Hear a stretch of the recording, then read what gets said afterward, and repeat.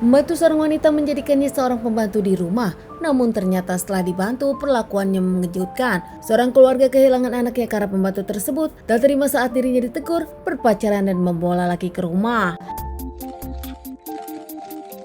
Kejadian kisah nyata yang aku ceritakan kali ini terjadi di kota Banten. Tepatnya di Gria Asri Mahoni, Perumahan Serang, Banten, ada sebuah keluarga kecil. Sang suami bernama Ahmad Rozali sementara sang istri bersama Sumiati. Beberapa tahun mereka menikah hingga akhirnya pasangan ini dikaruniai seorang putri bernama Ratifa Ahmad. Dikenal sebagai keluarga yang adem, pekerja keras, bahkan di lingkungannya dikenal sebagai tetangga yang baik. Suami istri ini keduanya bekerja, dan sang anak Ratifa selalu dititipkan ke keluarga, dijemput saat kedua orang tuanya pulang. Ahmad bekerja sebagai sopir antar barang di salah satu ekspedisi, sementara sang istri bekerja di salah satu pabrik. Pasangan rumah tangga ini pun dikenal sebagai rumah tangga yang bahagia. Menurut para keluarganya, pasangan ini bahagia punya anak sematawayang yang memang dinilai baik. Suatu hari pasangan ini pun ke salah satu tempat untuk membenarkan ponselnya. Saat di tempat tersebut bertemu dengan customer lainnya dan mereka pun sempat mengobrol. Customer lain itu seorang wanita bernama Sani, 25 tahun, single parent. Sani dengan Pak Ahmad Rosalin pun nampaknya makin dalam. Merasa tersentuh dengan cerita Sani, pasangan ini sadar kalau Sani memang sedang kesusahan. Hingga akhirnya karena pasangan ini baik menawarkan pekerjaan kepada Sani untuk menjadi pembantu rumah tangga dan merawat Latifa saat orang tuanya kerja. Sani bahagia mendapatkan pekerjaan hingga akhirnya mengiyakan. Tak lama akhirnya Sani pun bekerja di pasangan ini. Sani akhirnya bekerja dan merasa cocok dengan Latifa hingga akhirnya Sani pun kerja di rumah tersebut 2 bulan. Tak ada yang aneh di awal di mata pasangan suami istri ini. Latifa pun tak pernah mengeluh dan cocok saja pada Sani yang menjaganya. Tak lama ternyata ada kejadian di tanggal 31 Juni 2018 jam 10 pagi. Saat itu salah satu tetangga ternyata berpapasan dengan Sani. Melihat Sani terburu-buru dengan banyak bawaan, tetangga pun bertanya kemana Sani akan pergi. Saat itu Sani mengaku dirinya akan pulang. Saat tetangga bertanya Latifa dengan siapa, Sani pun mengungkapkan di rumah ada Om Latifa yang sedang menjaga Latifa. Mendengar jawaban dari Sani, tetangga tersebut tak ambil pusing dan kembali ke rumah. Namun di sore hari Sumiati, ibu dari Latifa pulang, mengetuk pintu nampak tak ada yang membuka. Berpikiran harusnya ada Sani yang menjaga sang anak Latifa, penasaran. Dirinya pun langsung mengintip ke pintu dan nampak membuka pintu pun tak terkunci. Sumiati memanggil nama Latifa namun tak ada yang datang hingga rumah pun sepi membuat Sumiati penasaran. Karena tak melihat Latifa, Sumiati pun membuka semua pintu. Hingga kaget saat dirinya melihat kamar mandi. Terlihat sang anak Latifa sudah di dalam bak mandi, nampak terbalik. Latifa sendiri nampak sudah tak bernyawa. Sumiati teriak meminta tolong kepada para warga dan tak lama para warga pun berdatangan membantu Sumiati.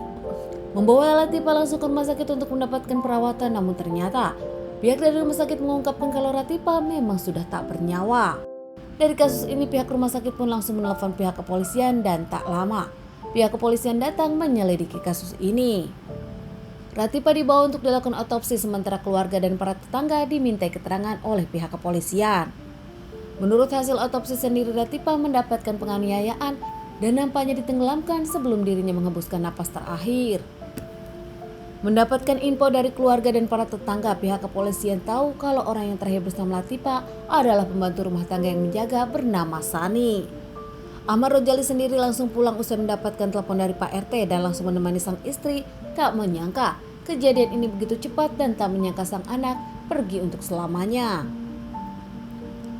Pihak kepolisian pun langsung mengamankan Sani di salah satu kebun tak jauh dari rumahnya.